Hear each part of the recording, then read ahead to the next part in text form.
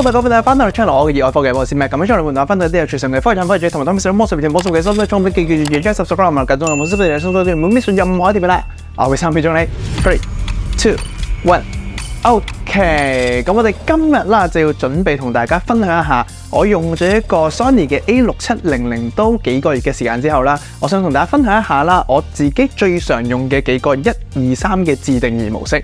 因為如果大家有買 A6700啦，或者新嘅 A7C Mark II 都好啦，都知道咧佢哋而家全部都用咗一個雙層嘅轉輪嘅設計啊，咁所以咧佢呢個1、2、3嘅自己嘅自定義模式咧，其實理論上嚟講係有6個嘅自定義模式嘅，分別3個啦係放你影相嘅時候嘅自定義啦，同埋3個係拍片嘅時候嘅自定義模式嘅 ，OK。咁我今日咧就會同大家分享下我自己嘅 setting 同埋點解我咁樣去設置啦 ，OK。咁一個因為 A6700咧，我呢部相機多數會攞嚟做拍片為主嘅，咁所以咧我最主要會 focus 喺拍片上面多啲，咁影相都有 set 嘅，不過可能就唔係太大分別啦 ，OK。好，咁我哋事不宜遲，即刻開始講一講。首先，影相嘅嗰3個1、2、3嘅模式咧，我會點樣設置啦？咁首先第一個嘅影相嘅1嘅模式啦，我會將佢設置為咧影呢個嘅RAW 嘅相片嘅。咁因為我最主要多數影相嘅時候，例如我影啲 product shot 啊，或者影啲 thumbnail 啊，或者啲相嘅時候咧，多數都會係後期會入 Lightroom 啦，去再 edit 翻張相。咁所以我多數會影 RAW 為主嘅。咁所以就點解會 set 去1呢個最常用嘅模式裏邊啦。咁我 set 做 RAW 啦，跟住快門嗰啲就係1/60啦，基本 basic 嘅。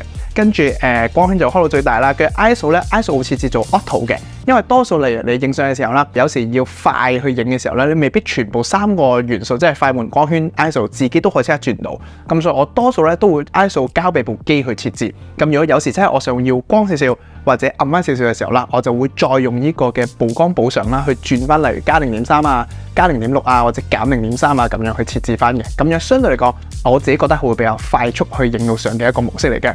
基本上咧，呢個就係我M1嘅模式就會咁樣設置啦。OK。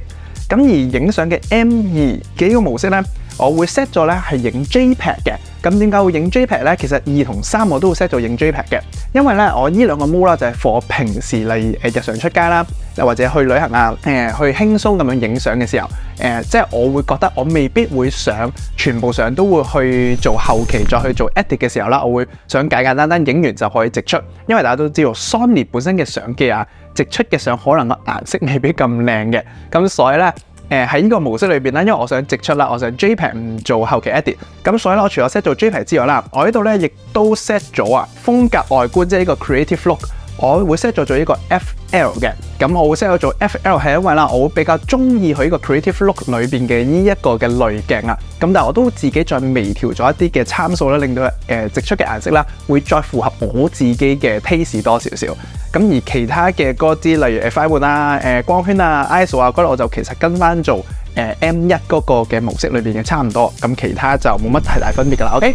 咁而去到 M3 啦 ，M3 其實同 M2 都係差唔多，都係影 JPEG 嘅。咁只不過個分別就係佢個 creative look 個風格外觀啦。我會將佢 set 咗做 IN 呢個嘅風格外觀，都係微調咗啲參數嘅。不過都因為我自己覺得喺而家 Sony 啦最新嘅 creative look 呢啲類鏡裏邊啦，我自己比較中意嘅就係 FL 同埋 IN 呢兩個類叫我影得比較多少少啊。IN 就會偏向再日系少少 ，FL 就會偏向有少少富士嘅味道啦。我自己調到再有少少富士嘅味道啦。咁所以我自己比較中意呢兩個嘅。咁呢個1、2、3啦，就係分別我影相嘅時候會做嘅 setting 啦。OK。咁之後我哋去到最重點嘅拍片嘅模式嘅1、2、3啦。咁1號嘅話啦，我就會將佢 set 咗做 4K 30格啦。跟住佢嘅快門就一定係1/60啦。OK， 對應翻30格。跟住光圈都係最大啦。ISO 咧我會 set 咗做 auto。咁點解會 set 做 auto 咧？因為呢一個模式除咗係 studio 用之外啦，我有時出去例如去旅行或者出去拍 vlog 嘅時候都會用到。咁所以個 ISO 我多數會俾佢自己去選擇嘅。咁如果 studio 都係做 set 翻做固定啦。咁而呢個最重要嘅係咧，我會將呢個嘅錄影模式啦，我會 set 咗一個相片設定檔，即係嘅 PP 模式，我會用 PP10去拍片嘅。咁 PP10 對應翻就係 HLG 嘅模式。可能你會問啦，點解我唔用 S-Log3 或 S-Log2 去拍片 ，right？ 咁我其實自己個人覺得HLG 相對嚟講比較容易啲去後期入去調色嘅時候容易啲去處理，同埋 HLG 咧，我平時嚟出街拍 vlog 或者去旅行嘅時候咧，我都一定係用 HLG， 我唔會用 S-Log2 或者 3， 因為我覺得相對嚟講，佢對嗰個環境嘅光線啦，同埋嗰個變化咧會比較大，所以 S-Log3 或者 S-Log2 啦，後期要調嘅時候，一旦你前期拍嘅時候，拍得唔好，即係嗰個參數 set 得唔好嘅時候咧，後期就會好大鑊啦。咁所以我哋 vlog 嗰啲嘅咧，為咗輕量少少我哋嘅後期工作啦，多數咧我都會用 HLG 去拍就 OK 噶啦。跟住就去用到最高嘅錄製設定，即係140M 4220 bit 嗰個啦。OK， 咁呢個咧就係我 M1 嘅模式。咁而拍片 M2 嘅模式咧，其實同 M1 大同小異啦，基本上所有嘢都最主要個分別咧就係佢嗰個 PP10咧，我就會將佢改為變咗拍 S-Log3 啦。